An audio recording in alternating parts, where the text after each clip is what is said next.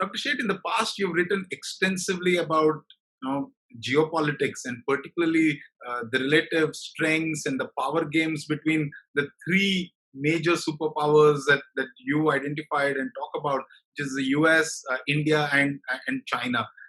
As we kind of navigate through this, what do you think would be your predictions about the future of these three countries and the relative dynamics between them?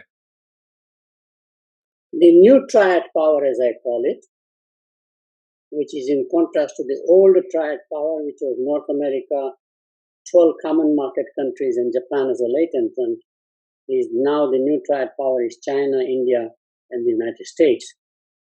There is no question that this COVID-19 pandemic will strictly shoot up rise of China even further. No question in my mind. China will become superpower. Surprisingly, the world will look at China for more solutions. China is gaining soft power to a level we never imagined possible. So in that way, I clearly see China becoming the dominant power, both in soft power, hard military power, as well as in economic power. That's a key shift. In other words, in the triad power, not three are equal in many ways. I think that will create more tensions between China and America. America really would like not to have anybody else rival them, which makes sense. Everybody would like to do that too. The most strategic nation in the race toward these two, like the communists in the old days, the Soviet Union, and the ideology, the Western world, capitalistic kind of thing, same thing is going to happen. There'll be more and more alliances and sort of allies and deal making.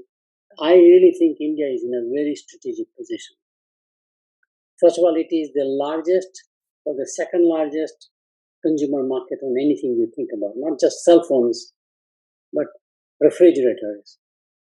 For example, dishwashers may be down the road, cars, no matter how we look at it, all the numbers point toward China being number one market, consumer market, India being number two, and America number three, because of the sheer population sizes. China much greater because it has a more buying power, all that stuff. China would prefer India alliance with it. America is desperate to have India aligned with them.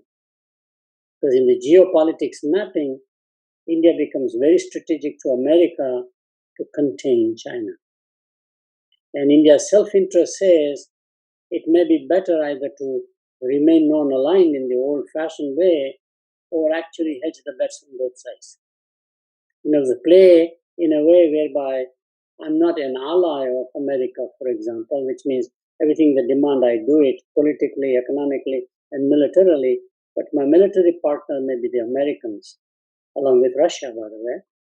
And my economic partner or political partner may be China.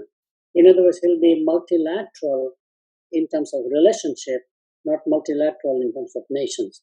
So India is in a very strategic dilemma. It's one of those key nations now. And all it matters is leadership. And I think we have a great leadership, I must tell you, because when you listen to the world and their opinions, Prime Minister Modi seems to have clearly indicated that he is willing to work with leaders of the world with different personalities. He's able to manage from Putin on the one hand, Angela Merkel. They're all very different people. To President Trump here, before that Obama, Xi Jinping, for example, Abe, just go on and on. It is unusual for any one leader to please everybody or to have a relationship with everybody. I think that's a very strategic asset. The soft power of India is the leadership of the nation. Soft power of India should be the brand names India creates, world-class brand names, because soft power of Japan came through its branding. South Korea came through its branding. And before that one, on the European side, Germans were very famous for their products.